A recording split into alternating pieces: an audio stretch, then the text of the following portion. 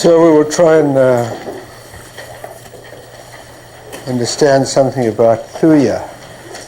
It's very easy to make it ornamental and decorative. It lends itself to being trimmed and shaped and looking very neat. I think in its sort of natural state, it can probably get a little unruly, but it doesn't take very much to bring it into line. So the underlying feeling of this remedy, the central sort of idea, has got to do with shame and guilt, and a very bad feeling about oneself. And the rubrics for this, the main one, I think, is undermined, contemptuous of self.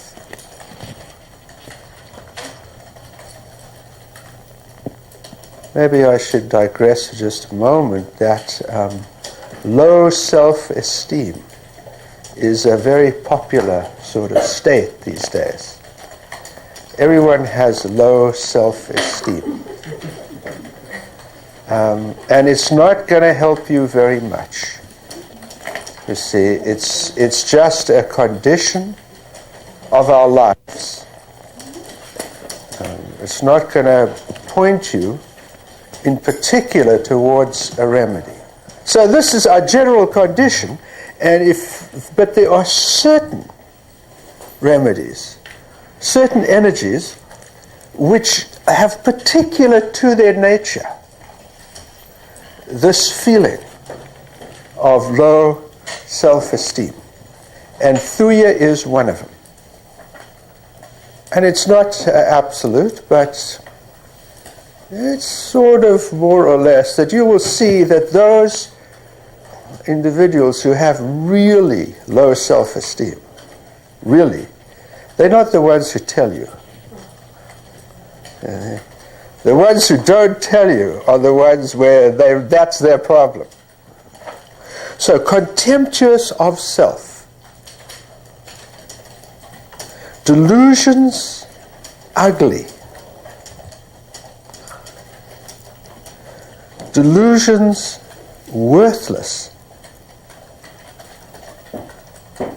See, there's only two remedies in delusions worthless, Aurum and Thuja, and only two in delusions ugly, Tuberculinum and Thuja. 3, 4, 5, and only 5 in contemptuous of self. And the reason these numbers are important, of course, is that there are thousands of remedies. So when you find a remedy in a rubric which has only a few remedies in it, it's unusual. And when that remedy runs through a number of rubrics along the same theme, which only have a few remedies, then you're on the track.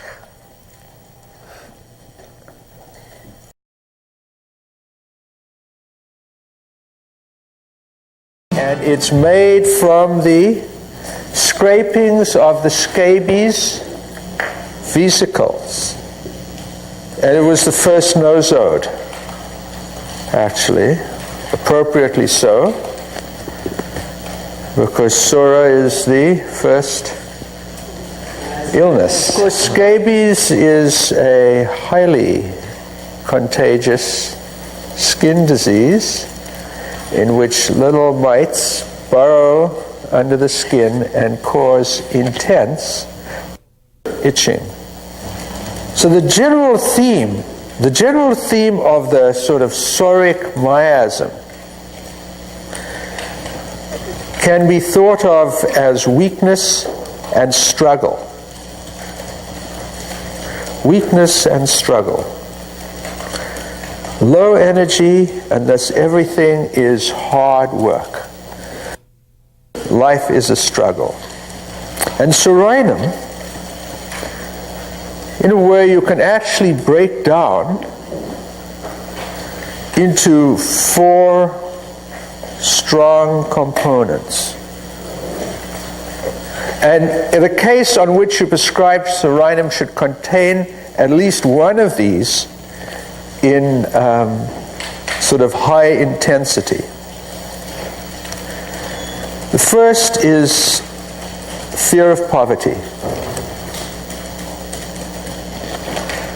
The second is chilliness.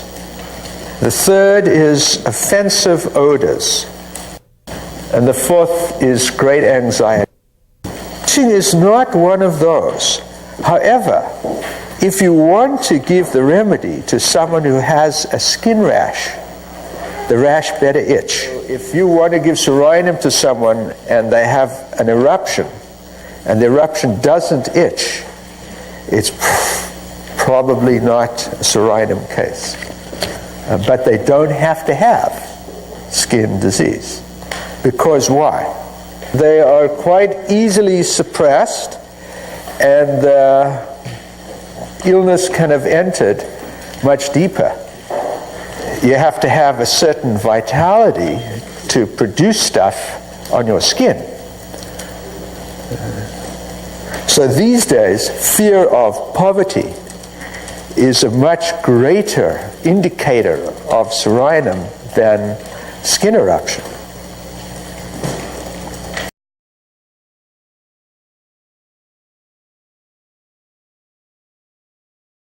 So natrum muriaticum. The most outstanding fundamental characteristic of natrum muriaticum is what? It's a salt. It belongs to the mineral kingdom. Understand? And this determines very much what arises from this. In the same way as we are Homo sapiens. So we approach the world and we deal with it not as dogs do. And being a dog conditions the world view. Yes? So being a mineral conditions a world view. Everything is seen through a prism of minerality. So this is the fundamental aspect. So what is the characteristic of minerals? The main characteristic, what makes a mineral a mineral? The one thing about minerals is they have a crystalline structure. That's what they express in a way. They express structure. And amongst the minerals, there are various categories. There are metals, there are gases, there are also salts. And by definition, a salt is what? An anion and a cation. It's the relationship between two things. So salts have to do with relationships in some form. Two substances which come together in a fixed manner to form a relationship. What makes a precious metal precious? It always stays the same. It doesn't relate very well to the environment. I mean, you can go even further. You could say diamonds are forever. Now, there are other things like sodium, which is never found in its pure state. Why? It has such a great need to combine. It cannot be alone. It's not found in its isolated state.